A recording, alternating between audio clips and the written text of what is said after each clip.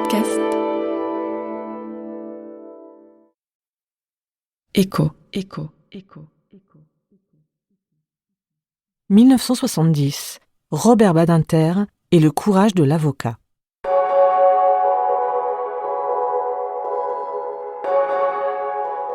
Bonjour, je suis Florence, journaliste à l'INA. Cette semaine, j'ai choisi pour vous cette archive de Robert Badinter de 1970. Dans cette archive, j'ai eu l'impression de toucher du doigt quelque chose de l'essence de la justice et de la noblesse du métier d'avocat. Robert Badinter, avocat et professeur de droit, est connu pour son engagement en faveur des droits de l'homme et contre la peine de mort. Nommé ministre de la Justice en 1981, il obtient son abolition quelques mois plus tard. Lors de cette interview de 1970, Robert Badinter n'est pas encore très connu du grand public. Mais 2 ans après, l'exécution de Roger Bontemps, accusé de complicité dans une affaire de prise d'otage sanglante, marquera le début de son combat abolitionniste. C'est d'abord, il faut bien marquer quelque chose, je crois, quand on parle du métier d'avocat, c'est que l'avocat est un homme libre de refuser ses causes, mais il ne les choisit pas souvent. Il ne les choisit pas souvent, c'est le client qui vous choisit. Ce n'est pas vous qui pouvez téléphoner à un client en disant « Vous avez une affaire superbe, je vais vous la plaider merveilleusement, je suis l'homme de la situation ». Si vous faites ça, vous risquez d'avoir les plus graves ennuis avec les confrères et avec le Conseil de l'Ordre. Par conséquent, il faut attendre et espérer que l'on vous choisira dans des affaires intéressantes. Donc, au départ, la donnée des cartes professionnelles est telle qu'on peut dire il est difficile de déclarer solennellement je consacrerai ma vie à la défense de la veuve et de l'orphelin si les veuves et les orphelins s'obstinent à ne pas venir vous voir. Et ce sont les banquiers qui, eux, s'obstinent à faire la queue dans votre salon. Ceci dit, je crois que quand même, il y a des affinités électives. J'ai toujours constaté, quelquefois avec beaucoup d'amusement, qu'au fond, les gens, dans les conflits personnels, pas nécessairement dans la vie des affaires, mais quelquefois aussi dans la vie des affaires, avaient les avocats qu'ils méritent. Donc, il y a cette affinité élective qui fait que si vous vous intéressez aux conflits sociaux, vous fréquenterez nécessairement des syndicalistes et que ces syndicalistes, mesurant votre tempérament et votre intérêt, vous confieront probablement leur dossier. Mais ça ne se produit pas toujours et ça demande toujours, en tout cas, un certain temps. De toute façon, au moins en ce qui me concerne, je l'ai dit tout à l'heure, Torres disait que la première vertu de l'avocat, c'est le courage. Et je crois que c'est vrai. Je pense que les Français ont plutôt tendance à chercher chez leurs avocats d'autres qualités. Ils aiment bien ils caressent l'idée qu'il y a des avocats qui peuvent, comme on dit, arranger les affaires, parce qu'ils sont des relations, parce qu'ils connaissent le président. Je ne crois à rien de tout ça.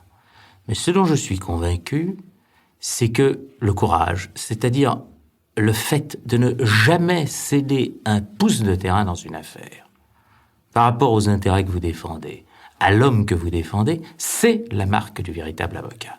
Dès l'instant où vous commencez à céder le terrain, vous êtes perdu. Alors là, il y a ce qui distingue le bon du mauvais, celui qu'on fera passer à la gauche du Seigneur de celui qu'on fera passer à la droite du Seigneur. S'il y avait un conseil de révision pour avocats, je ferais faire aux jeunes avocats des tests sur leur caractère, sur leur courage.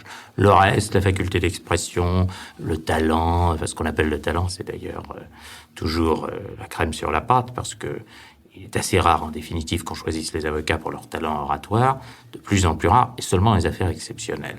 Mais disons, leurs compétences, leur savoir, c'est important, ce sont des outils, mais ce ne sont des outils ou des armes qui ne deviennent efficaces que si elles sont maniées par un véritable tempérament, et ce tempérament, au fond, c'est le tempérament de la défense.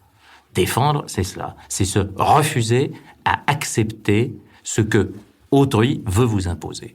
Et c'est vrai dans l'ordre des intérêts matériels, c'est encore plus vrai quand il s'agit des rapports entre personnes, et c'est beaucoup plus cruellement exact quand il s'agit de la défense criminelle ou de la défense correctionnelle.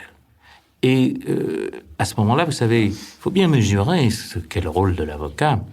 C'est pas, on dit la défense a la parole le dernier. Mais croyez-moi, quand un avocat général qui a du talent a requis qu'il est 7 heures du soir, qu'on a demandé contre l'homme qui est derrière vous une peine importante, ce qu'il reste de chance à celui qui est derrière vous, c'est uniquement ce que vous allez dire. C'est uniquement l'effort que vous allez faire. Et quand vous vous levez, vous êtes tout seul. Et vous êtes tout seul et vous le sentez.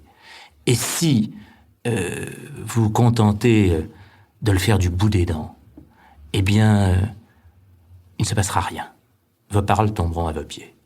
Et emporter une conviction, la phrase est bonne, c'est vraiment d'une certaine façon l'arracher, l'obtenir, ou faire passer la sienne dans le cœur des autres. C'est très difficile, et ça demande, parce que au départ, les auditeurs sont d'une certaine manière antagonistes à ce que vous allez dire, une grande dose de tempérament et une grande dose de courage. Mais c'est important, très important. L'ennui, c'est que je me souviens pas d'avoir jamais, sauf peut-être une ou deux fois, quitté, quand il m'arrive d'en faire, la salle des assises ou même une chambre correctionnelle sans avoir un goût de cendre. Parce qu'on a toujours l'impression qu'on n'a jamais été à la limite, au bout de ce qu'on pouvait faire. Et ça, c'est terrible.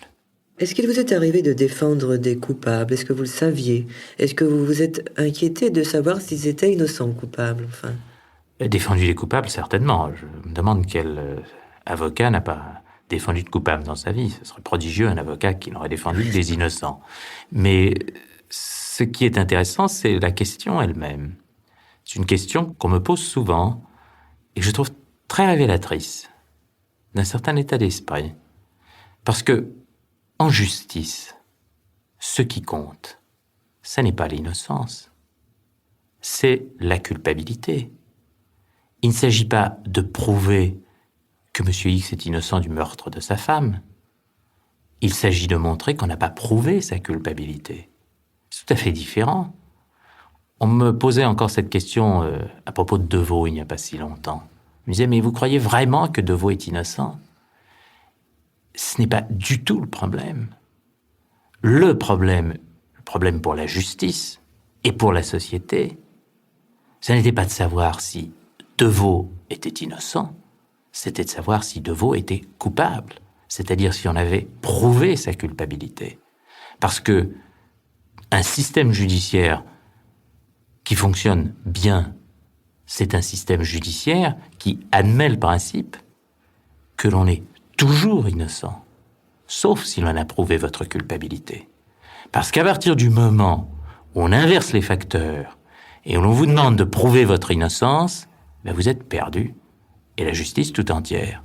Par conséquent, pour ma part, jamais je ne pose la question à un client. C'est très simple, je prends le dossier, je prends les charges, j'en discute avec lui. S'il est bien évident qu'il est coupable parce qu'on l'a trouvé avec le revolver à la main, les 4 balles dans le corps de celui qui était devant, que 10 témoins l'ont vu tirer, et qui s'obstine à me dire « je ne suis pas coupable, ou même c'est un hasard, j'ai ramassé le pistolet, et ces témoins sont des faux témoins », et que je juge que sa position est absurde, et qu'il ment à l'évidence, et surtout qu'il ruine complètement ses possibilités de défense, que le système qu'il veut adopter va l'amener à une condamnation certaine et beaucoup plus forte, eh bien, je refuse de le défendre. Et je le lui dis. Je lui dis, votre position est absurde. Il faut que vous en preniez une autre. Et s'il me dit, je ne veux pas, je lui dis, ça n'a pas d'importance. Il y a beaucoup de très bons avocats. Au revoir et merci. Mais jamais je ne lui pose la question, êtes-vous innocent?